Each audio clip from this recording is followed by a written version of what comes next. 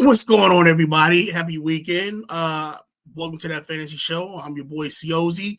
Right now, it looks like Bruce is not here or the OG as of yet. We do got a lot to talk about. I'm sure y'all probably watching the games right now. I'm in the middle of watching the actual Broncos and Bills game, and it looks like the Broncos are they pretty much are letting them know that this is their house. So definitely let me know what y'all think about the game, what's going on. We definitely got a lot to recap. First and foremost, we definitely want to talk about some of the actual irons and firings from the week. Again, if you do like what you're seeing here, or if you like what you that Fantasy Show, don't forget to hit that like and subscribe button, which we got scrolling right by you every chance we get. So I was trying to give this to the OG because the biggest thing I'm sure everybody knows about is Mike Tomlin stepping down as the head coach for the Steelers. He's been there for 19 years, brought them 2 championships, never had a losing season. And that's rare. It's rare to where a coach that has a great, that gives you, that pretty much makes you a contender every year is let go. Granted that, some of the actual, his appearances was kind of one and done, but the season that they had was all winning seasons, especially with the actual people he had. It wasn't like everybody that he had on his roster when the Steelers were actually Super Bowl bound. So I would definitely give props to Mike Tomlin for what he has done as a coach towards the actual during the NFL. So I definitely give him props on being a hell of a coach. I'm like I said, I'm still baffled for words. I'm sure that once the OG comes on, he'll be able to provide us with more information or how he feels, since he's the actual the diehard Steeler fan. The other thing that's kind of happened is that the Giants have actually decided to get John Harbaugh a try. So it's looking like he'll be the new head coach for the Giants. Now, I guess my biggest thing with the Giants is what mark can he make with this franchise? Now, granted, I do see to where they do have the Blues brothers of Jackson Dart, Cam Scatterbo, and you also have, I believe they have the 3rd pick of the draft, and on top of that, you still have Malik Neighbors coming in. So I can definitely see why Harbaugh picked the job, because of the actual, what's the words I want to say, potential that this team has. I mean, when you look at it, you have a decent you have a decent quarterback, you have a decent running game, you actually have potential in your wide receivers, and you actually have you have a defense that's that can make his mark, especially in the NFC East. So with Harbaugh being in the NFC East, it does give issues to the Commanders, the Eagles, and the Cowboys, because now I will probably say that this division is, as much as people talk about him being the NFC least or things like that, but this division, to be honestly, this is a division that can be, how can I put it? A contender. And I mean, everybody in that division could be a contender. Hold on, just check in. So it looks like the OG's not going to be able to make it. But he'll be back with us next week. So hopefully, Bruce. I'll probably check with Bruce to see what's going on with Bruce, Mr. Loudmouth, aka the champ. I'm sure he's wanting to know when is he going to get his championship belt. It's whenever I feel like giving it to you. So, back on that. Yeah, back with Harbaugh. Like I said, with that squad, it's going to be it's a potential job. I'll give it that. Let's take a look at the other items that are available. I mean, besides this coaching, basically, where is it? So looking at the actual coaching breakdown, we got Harbaugh still left with the Giants. So he's pretty much solidified with the Giants, depending on how anything being written on. You got the Cardinals, Raiders, Browns, Falcons, Titans, Ravens, Dolphins, and let's not forget the Steelers now. I probably forgot to put them on there, which I did. My bad. So just out of curiosity, who do y'all think is going to go where? Who do you think will be good for the Cardinals? Or who do you think the Cardinals are going to try to hire? The Raiders is kind of the same thing with the Giants. The only difference is that you have you have potential in Ashton Genty. He didn't have the greatest year this year, but he kind of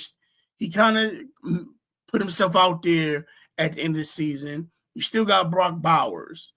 Depending on who you have coach in the draft, you're going to look at who you're going to grab next. Because right now, the biggest thing I'm looking at them needing is a deep threat at wide receiver and a quarterback. And we'll definitely get into the actual quarterback situation later on. But from that, I mean, who do y'all feel as though is going to go where? Who's out there? Well, I'll probably say with the coaches' availability, here's the available coaches that I will probably see that, unless you get a coordinator from nowhere, somebody from college. And like I was telling JT, with the Browns, the best person I kind of see on that, and if they haven't really thought about it, would be Robert Saleh. I think he will probably be an excellent candidate for the Browns. I don't have him on the list, but because, like I said, he's a coordinator, and he's still with San Francisco. But these are just basically head coaches that have actually still that are still available. But yeah, okay. So I did take I had to make sure I did everything right. Yeah, so I did take was Harbaugh off the thing.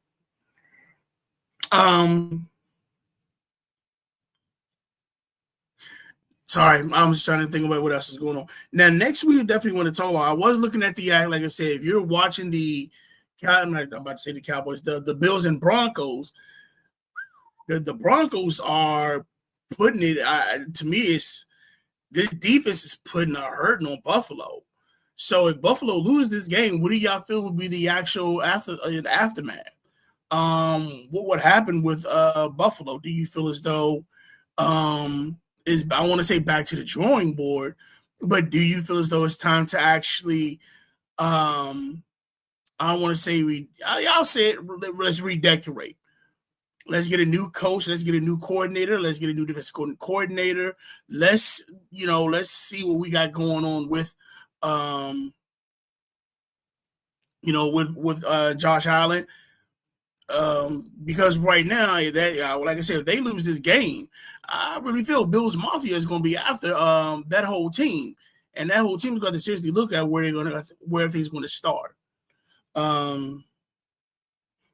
And what surprised me is Denver. Not just the defense, it's just Bo Nix is really moving this. I thought Bo Nix was a good person, was a good player at first, but the way he's actually controlling this game, I'm impressed. I didn't think it was going to be like this. I do think that the Buffalo is going to try to make their second half comebacks like they usually do. Let me check on everything going on. Let's see.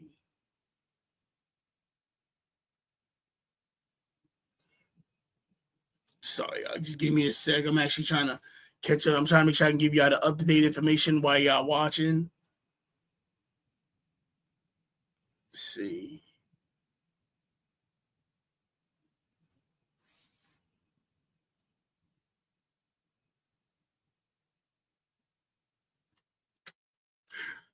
So right now, they're down by 6. They got the ball. And yeah, they're down, but yeah, I'm sorry. I'm just looking at the information. So right now, score is 17-23, Denver. Buffalo has the ball moving up. They've already scored Keon Coleman. So, and it's about a minute 18 left in the third. Now, we already know that on the third down, fourth down, it's Josh Allen time. He throws the cape on and says, watch me work. But will this Denver defense actually be the kryptonite for Superman this season? Now the other games we got going on tonight, I believe it is the Bears and I believe it's the what is it left? Sorry about that. Well, no, tonight will be San Francisco and the Seahawks. So again, with San Francisco, I'm not gonna lie, it's coming out banged up. You still got Christian McCaffrey, you still got Christian McCaffrey, you still got Brock Bowers, and not Brock Bowers, Brock Purdy. Sorry about that. And for some reason with San Francisco, they found a way to move up the field for their weapons. But tonight it is with an actual well-rested Seahawks defense. You're playing in Seattle. Jackson Smith and Jigba has been one of the actual hot hands that they have on there. To be honestly, they do have a little bit of secret weapons in Rashid Shaheed, and then on top of that, you still got Kenneth Walker, and you still got Chardonnay to run the ground game with. This game, I think San Francisco, like I said, I think they're going to definitely give it a shot. But I don't know what it is with San Francisco when it comes to the playoffs. The most, how can I put it? Every time I watch them play for each season, it seems like they come back just more and more damaged. And it's always when the playoffs, you have a good season, stuff like that. Then constantly when the end of the season hits, that's when all your players starting to get hurt. You got Kittle, he's done for the rest of the season from a torn ACL tear. I think Jawan Jennings is he's not going to be in. I do believe that you still have other cats out there that couldn't be, this is the chance to make your name for it. But it's just, man, with the 49ers, it's like a mass unit out there. I don't know if I will probably say this might be a blowout. And then the next games you got, like I said, and then for tomorrow, we have the hold on one second. Sorry. For tomorrow, we got the Texans and the Patriots. That's going to be pretty much a mirror match, I do feel. The baddest thing, the bad thing about that is that Nico Collins is still on the concussion protocol. They're saying that he pretty much is not playing. Not to take anything from the actual team. They do have decent weapons out there, especially with the draft pick from Hayes, I think it's Higgins. And then on top of that, you still have CJ Stroud out there. That defense is going to give them opportunity after opportunity. But then you're also looking at the Patriots doing the same thing. And with Drake May, a.k.a. Tar Heel, I do believe Drake is going to make sure that defense is not going to be – the defense is going to have his work put out for him, especially with somebody like Drake May. And then with the running game with Travion Henderson and with Rashad and with Stevenson's, they pretty much can I think they would really got me stumbling bumbling. They pretty much will actually be dealing with the actual ground. I want to say the ground and pound. And then the late night game, we definitely had the Bears and the Rams. Now with the Bears and the Rams, I'm gonna say this, and I'm sure y'all gonna look at me like I lost my damn mind. But Caleb Williams is starting to remind me of Kobe Bryant. Now, I'm not, and I'm assuming the Mamba mentality he probably says as well. But think about it. When did Kobe really flourish? Kobe was that dude, and I tell people that he was the ultimate closer. If you want to put him as a title, I would say Kobe Bryant was the ultimate closer. Whether you were down 10 or up 5, Kobe made sure that game was won. And Caleb Williams has been doing that for the past few games. I'll not say these games, this past season. As much as you want to call them the cardiac lines, whatever, but it seems like when the fourth quarter hits, no matter what he does the first 3 quarters, that fourth quarter, Caleb Williams shows out. And and it's like he takes over the game. I understand you want to say he might be Superman mode. I'm going to call it Kobe mode. I'm going to call it that Mamba mode because he's actually closing out games. And sometimes it's not actually just, him throwing the ball, him taking the ball himself. It's just him knowing who to throw it to, where to throw it to, what play to call, and who's going to control it. So, yeah, this is the game I'm seriously going to – I'll probably say that's the game to watch. I'll probably say both games are best to watch, but guaranteed – I will watch that Rams-Bears game because if the Bears come down, if the Bears fall down, I'm curious to see how Caleb Williams performs. Because if he's performing like he's been performing before, I'm gonna say the Bears probably would be the one that's going to the playoffs. I mean, to the Super Bowl. It might be the Bears, and I'm gonna put my spill in. It's going to be the Bears and the Patriots. That's how I look at it. That's who might be the actual representing the Super Bowl. So if you're a Bears fan, if y'all get past this game, and the way Caleb has been, have represented himself in playing, it's going to be. I don't even know how to put it, man. That's just the thing. So I just don't know how to explain it to well watching Caleb Williams play. I'm not gonna lie. It just seemed like he was I knew he was gonna flourish. But the way he's been playing, he's been kind of one of those players to where, yeah, he might be that elite level. Now, it looks like they're keeping up on the game. Buffalo has scored. So right now they actually it's 23-23 right now. Extra point is gonna be 24-23. So now they're up by 1. And they were down by 10. So like I said, it looks like Josh Allen just putting his cape on and saying, I got this. Here he comes to save the day. So this is gonna be definitely interesting. Let's see. Now, besides the actual Super Bowl, once Super Bowl is over with, we all know it's going to be that time of year where that's when you're looking at mock drafts and things like that. But I definitely want to get into the national title preview because watching this game, you do see that there's a lot of potential. And both of these quarterbacks are pretty much going to be the actual, probably say, first-round picks. Now, from that news, like I said, we all found out Dante Moore has actually agreed to stay one more year.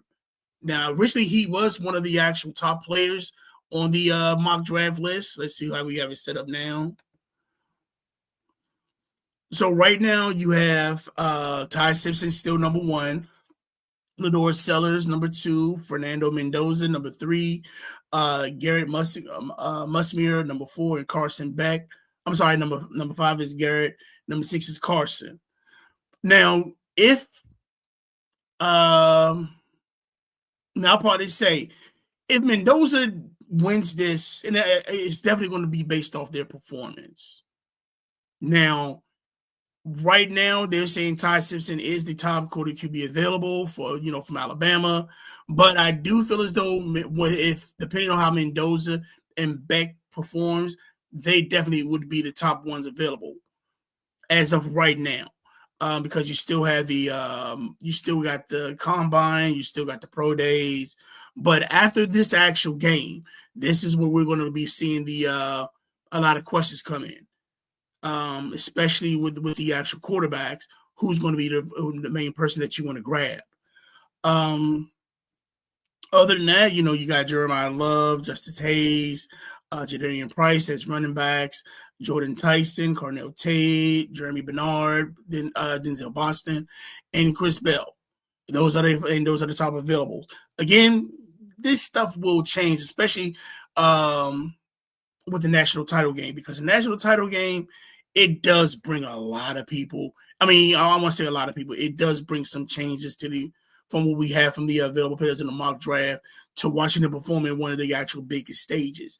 And with this being one of the biggest stages, one defense against a good offense, we get to see who's going to actually take that spot to move up in the available players and in the mock draft.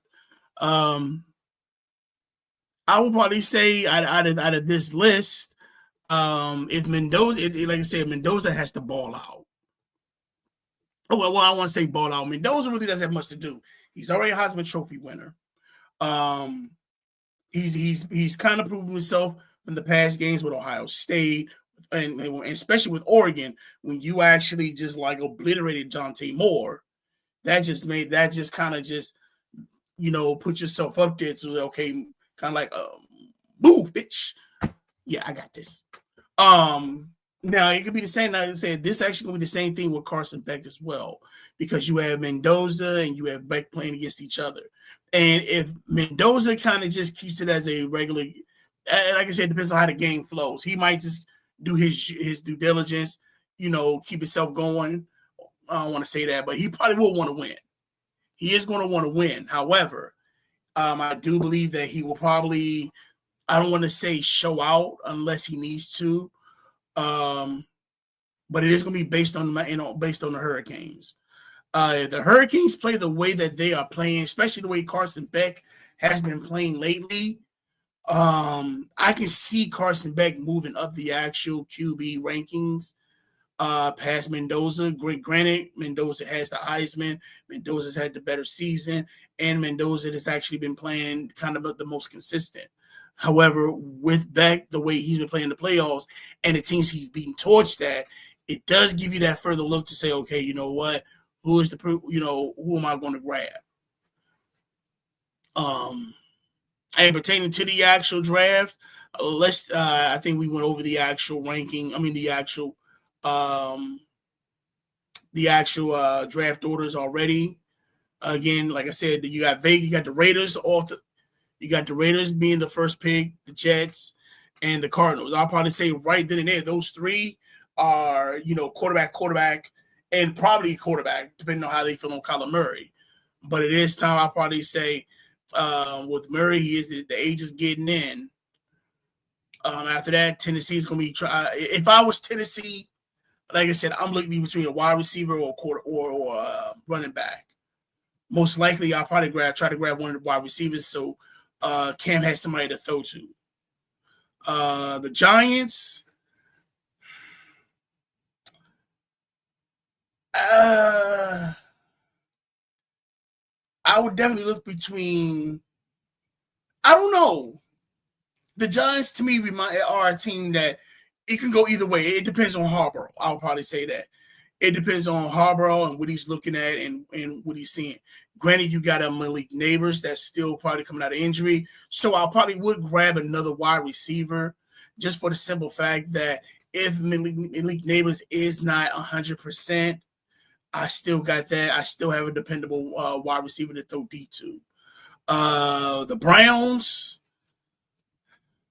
again, it depends on your coach. Because right now, the biggest thing everybody's looking at, I'll probably say, is Shedeur Sanders. Shedeur is one of those cats to where he played well. And I think a lot of it has to deal with what's the word I want to say? A lot has to deal with the politics. And I'll be blunt. With Cleveland, it's about the politics right now. Because as much as we hear about Shador, and this and that, he didn't have a bad season. One, two, you had a lot of injuries. You lost your running, your running back, Quinshon Judkins got hurt. Hopefully he'll get better. Again, you still have contracts to where you want to keep Njoku, which I don't think they'll probably keep because Fallon has kind of made himself the go-to guy. And on top of that, it's, you have Jared Jeudy, but is Jeudy your go-to? Or are you going to take that chance and get another wide receiver, at least to complement Shador? So that, like I said, those would be the things that the Browns are going on. The Commanders, I am a Commanders fan, as you well know. So I am going to say, to me personally, if you don't get a running back like a Breece Hall or an Alvin Kamara in free agency, then you better get one in the draft. Because that's just how I look at it. If you're wanting to protect,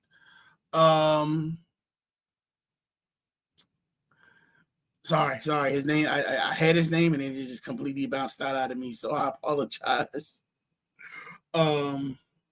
Shoot.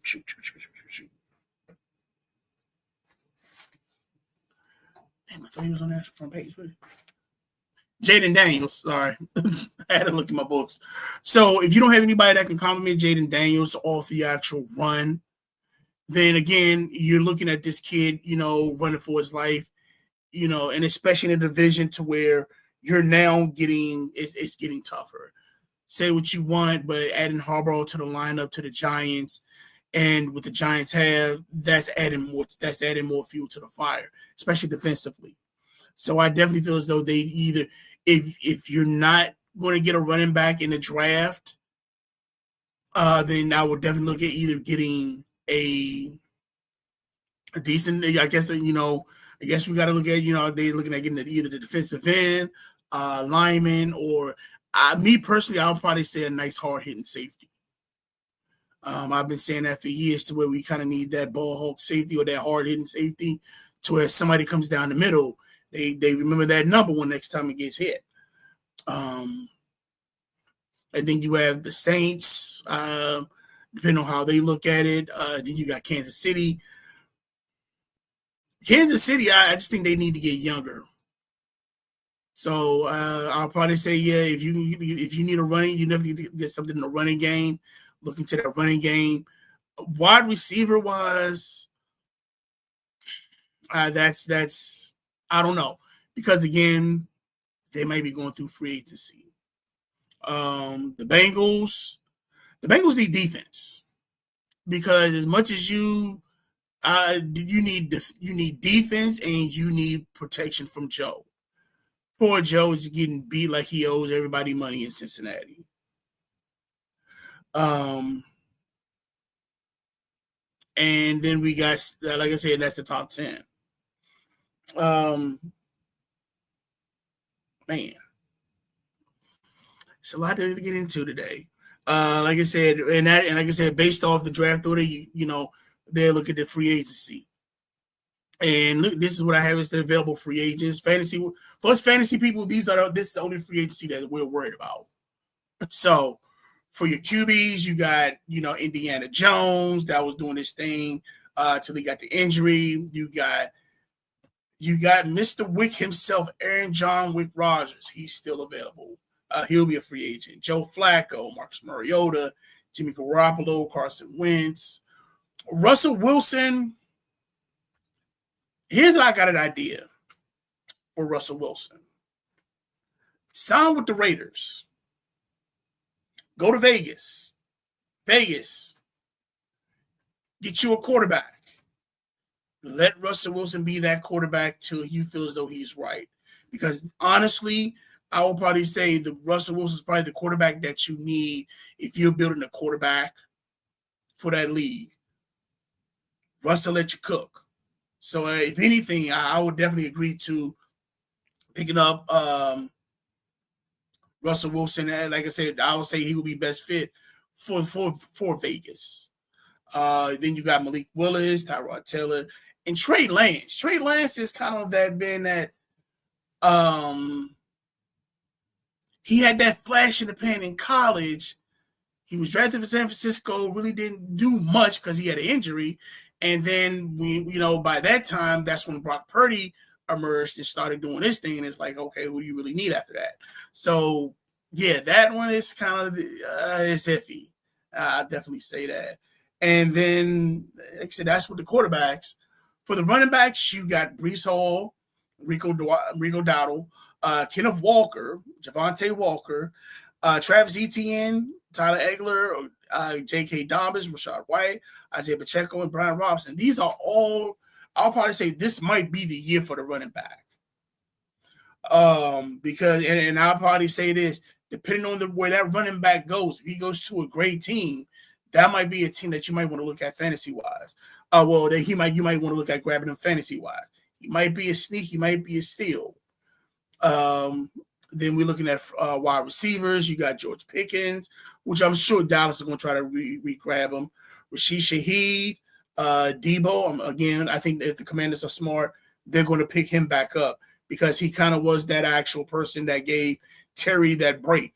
He was kind of like that 1-2 punch. Alec Pierce with Indianapolis. I'm sure he's going to be signed. Wan'Dale Robinson might be iffy. Not to say he's a bad quarterback, but I'm sure that another team will probably offer him more money. Then you got Mike Evans, Keenan Allen, Juwan Jennings, and Christian Kirk. Like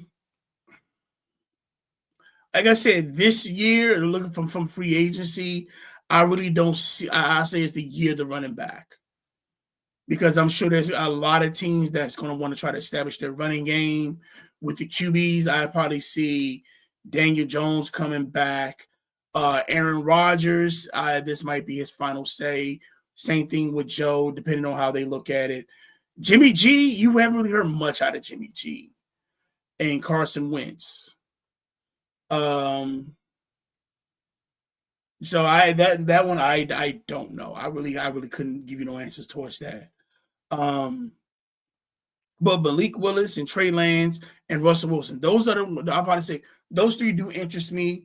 And like I said, if I was Russ, I would take that talent too. And I know you're tired of going from place to place. If you are watching Russ, my apologies. But I'm sure you're tired of going from place to place to place. But I really would feel as though that the best place for you would be and it depends on the coach for Russell Wilson. It definitely depends on the coach. But if he decides to go to Las Vegas, I would think that would be a great fit because I actually have a dependable veteran. Say what you want about Russ. To me, I think Russell Wilson is one of the dependable veterans. And I think Jackson Dart learned a lot from him. And I'm not going to say Jameson Winston didn't have anything to do with it as well because Jameson Winston kind of gave you that energy. He kind of gave you that, he on another level. But I'm sure he's going to stay with the actual Giants because I think he's still on a contract. But I'll probably say out of these free agencies that's top so far, like I said, I definitely feel as though the running backs are going to be the most sought after ones. And if you are a Commanders fan, if you're listening to me, yeah, Breece Hall is that dude you need to get. We need Breece Hall.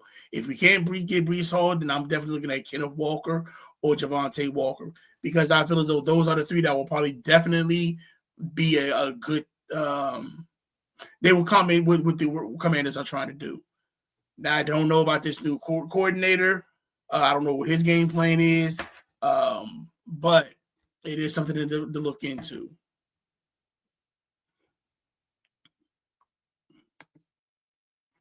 Yeah.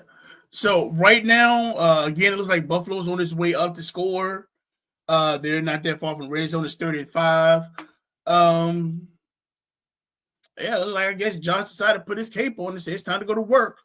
Because right now, there's 6:39 left in the game and Buffalo still has the ball. So I'm assuming Buffalo's pretty much going to do their best to either try to waste as much time as they can They look like they are in field goal range. They're not. They're about what, 3 yards away from the red zone.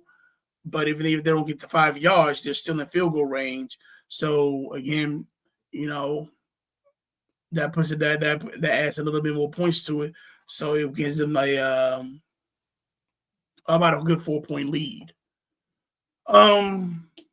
Now, for some of you guys that did fantasy football,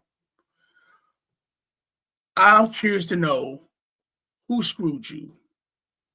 I am. I want to know who's if you get on here, let me know who screwed you. Because when you got them, you feel as though, okay, I got a chance. So what I'm going to introduce is the actual bust of this season. So here's what we have as for our bust. Justin Jefferson was probably, I don't want to say it was the biggest bust. Because in the beginning, he was doing his thing. I think Carson Wentz, he had a good relationship he had a good connection with Carson Wentz. Then when J.J. McCarthy got healthy, he just disappeared. So I don't know. And then with J.J. McCarthy, we don't know how that's going to go. Again, I will probably say this is when you need that backup quarterback. So J.J. McCarthy's not there. I don't know if they're going to. I don't know if Minnesota's going to do a thing with the draft towards getting a new quarterback or go with the actual signings.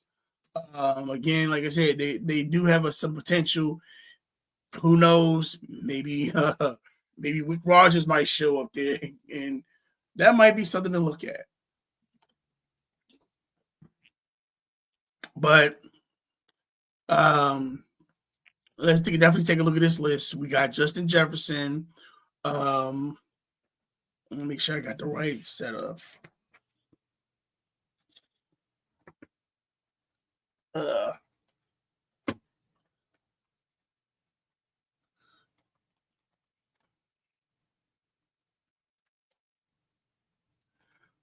So yeah, I'm not gonna lie, people. I thought I would have at least some time to where while Bruce is running his mouth doing what he does, I have a chance to get my information together. But that's a different story. Bruce, love you. You're the greatest champ. So Justin Jefferson went from wide receiver 2 to wide receiver 26. Brian Thomas went from wide receiver 9 to wide receiver 44. Now with Brian Thomas Jr., let's be real. I will probably say, like I said, Justin Jefferson, it was all QB play. I would definitely say that. Brian Thomas, he showed flares of being he showed promise of being a good receiver. And I think, and again, Bruce will probably say this, well, we now see what happens when you have tape on you. And I think Brian Thomas might have been one of those victims. But on top of that, you also got to realize that he also had Shedeur Sanders. I'm not Shedeur Sanders. He had Henry on the other end. And it was just while he was the actual, I think he was more the actual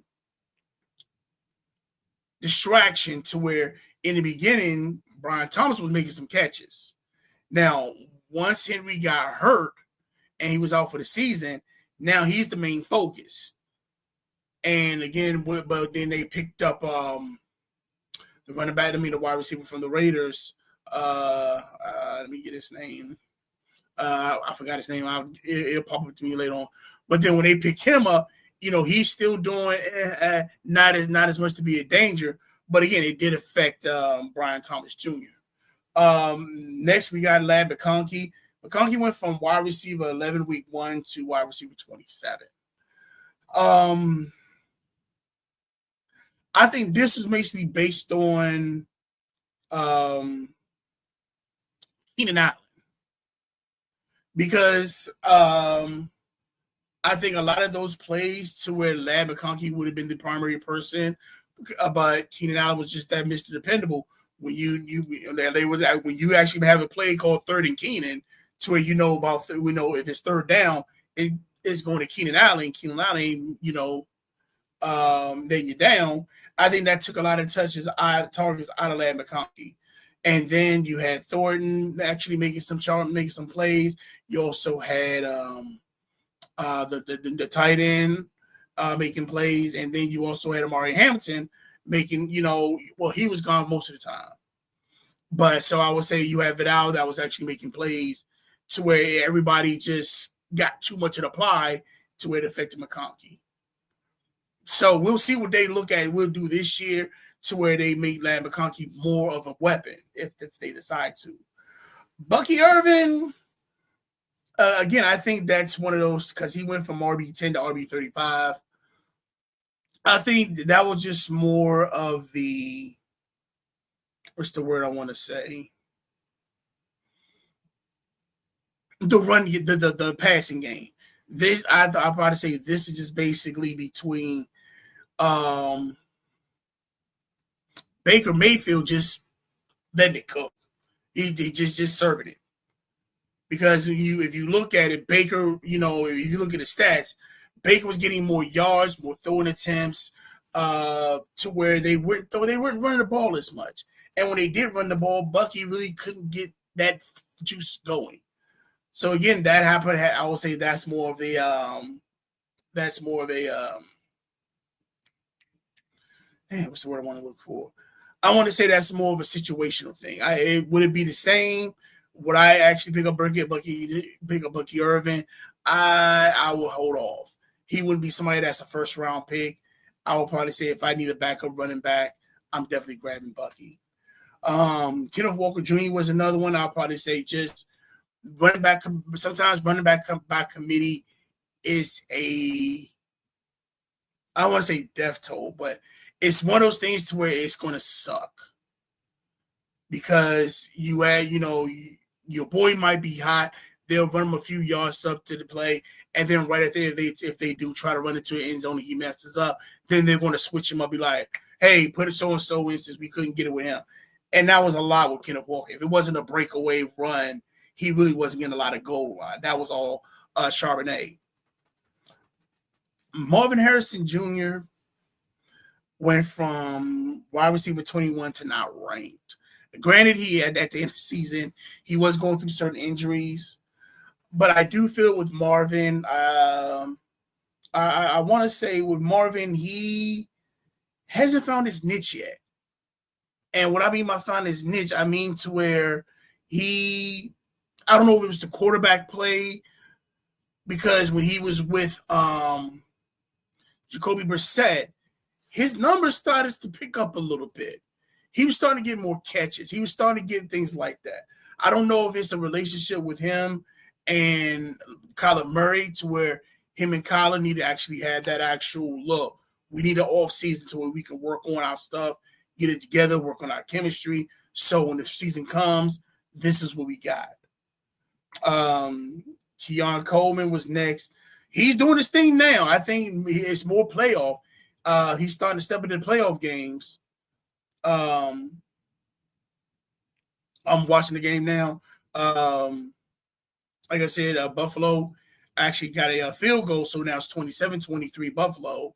It's 2:30 left in the game, and it looks like the Broncos are making their way up the field. So we'll see how this actually turns out. We'll get back to this fantasy stats. Now, regarding this game, the game is close. And that's something it's a close game. Because I ain't gonna lie, when halftime hit, they was up 10. I figured Denver was gonna run away with this. But it looks like they're not. So if you're part of Bills Mafia and the way this game is going, if Denver loses, are you still calling for the coach's head? It's one of those close games. Again, you got to remember that Denver's the number 1 seed and Buffalo's playing in Denver. So would you even consider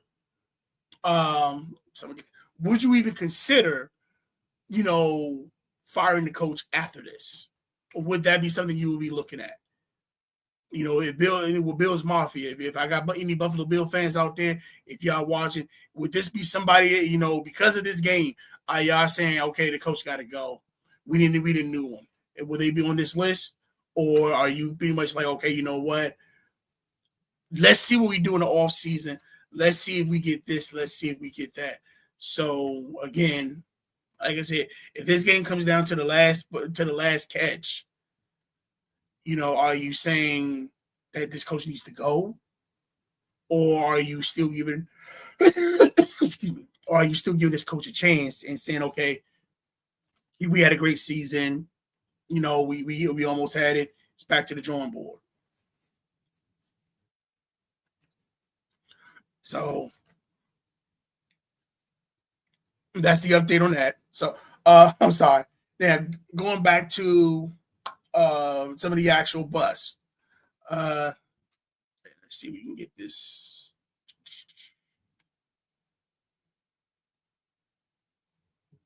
Where was that on the bust list?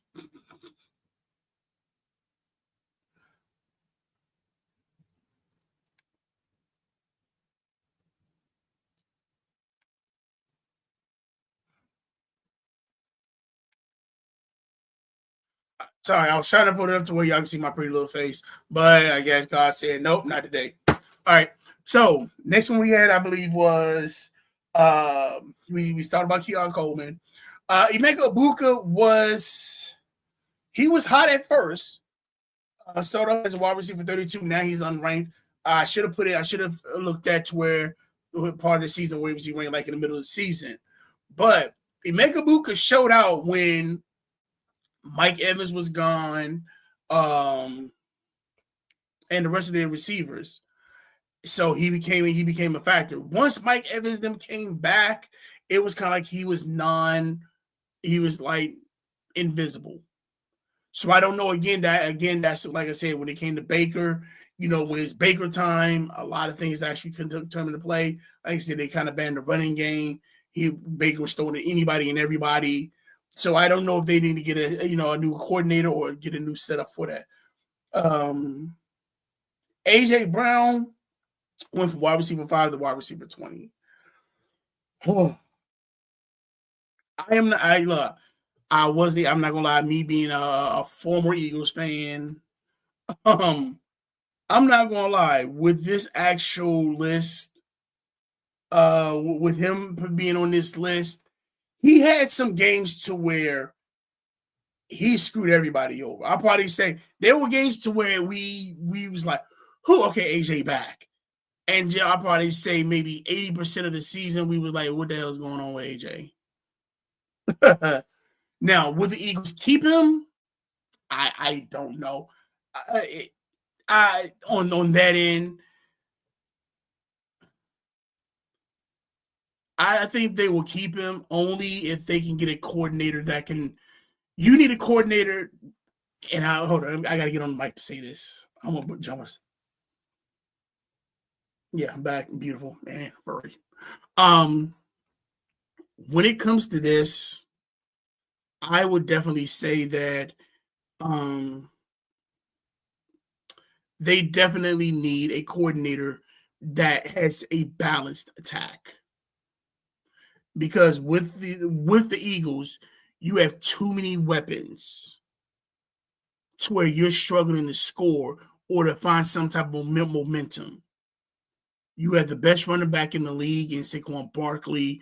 You have probably the most deep, I'll probably say the most threatened wide receiver corps with AJ Brown, Devontae Smith, Dallas Goedert, and I'm trying to think of the kid's name because I had it and it was gone. Dang. Played for the Commanders, was drafted by Penn State. I can tell you that much. John Dotson, there it is, and you have him. So to me, it's like with Jalen Hurts, he should have had a field day, and I'm serious. He should have had a field day with this type of group. Looking at the actual score, there's 34 on Buffalo's 32. And they got a minute 54 left. So they probably need this actual play to get the first judge, and they got it. So right now they're on Buffalo's 46. They got a minute left into the game. Yeah. And Buffalo has all 3 of his timeouts. Denver just used one of their timeouts, so I think they got 2 timeouts left. Yeah, they still have 2 timeouts left. But yeah, back to the Eagles and AJ Brown. With this actual squad, like I said, you need a coordinator that's going to knows how to deal with a balanced attack. So I really couldn't tell you what type of coordinator is out there to where you need to say, okay, yeah, this coordinator do it. But the Eagles, if you're management or people are listening, I would say this: find a coordinator that can give you a balanced attack, that can give you a run game scheme as well as the pass and play scheme, and as well as that deep ball scheme. Because you have far too many weapons to end the season like y'all did. To lose that, and I hate to say it like this, to lose to a beat up San Francisco team. So also what I just found out is that Green Bay has agreed to terms with Matt LaFleur, so he's got an extension. So he'll be there for another 4 to 6 years. So congratulations, LaFleur, on the extension. Hopefully next year you'll get a chance to actually, hopefully, y'all make a deeper run. Sorry for what the Bears did. That was just crazy. But yeah, that was, like I said, there was our fantasy buzz. I'll have this on the actual Facebook, on our Facebook website, so you can see the actual buzz for this year. What I am going to probably try to do next week is actually talk about the actual potential players. The players that you saw that, okay, they weren't actually, Denver actually just scored. So they just scored a touchdown. It's 27-29 with 55 seconds left. So if they score, so they keep the field goal, it's 30-27. So yeah, like I said, this is wow. Like I said, if Buffalo loses this game, do you feel as though that they're done? That you need a new coach, you need a scheme, or is it just back to the drawing board?